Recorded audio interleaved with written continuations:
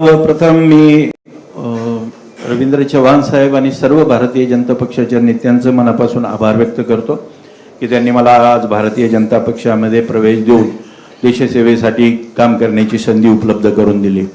शहरामध्ये अनेक वर्षापासून डॉक्टर कराड साहेब असतील, अतुल सावे साहेब असतील, केनेकर साहेब असतील, शिरीजी बोराळकर साहेब असतील, चितोळेजी असतील, आम्ही बरोबर काम करतो।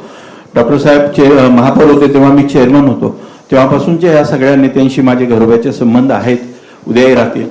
पक्षामध्ये प्रवेश करण्यासाठी पण मागच्या 2 वर्षापासून सावे साहेब असतील, कराड साहेब असतील मला सातत्याने बोलत होते आणि आज तो योग आला।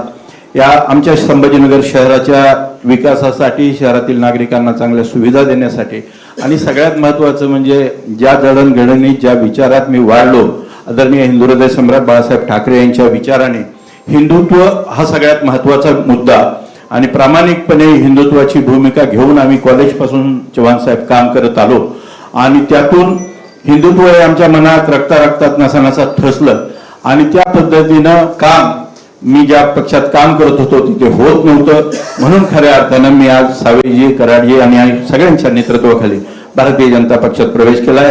आमच्या संभाजीनगरच्या नागरिकांना चांगल्या सुविधा देण्यासाठी आणि कट्टर हिंदुत्ववादी म्हणून काम करणारा कार्यकर्ता म्हणून माझी भूमिका भविष्यात सुद्धा मांडता यावी या उद्देशाने भारतीय जनता पक्षात आज प्रवेश केला।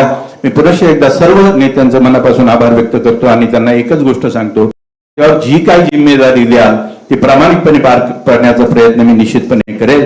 पुन्हा धन्यवाद। जय हिंद, जय महाराष्ट्र, वंदे मातरम। खूप खूप धन्यवाद। हा छत्रपती संभाजी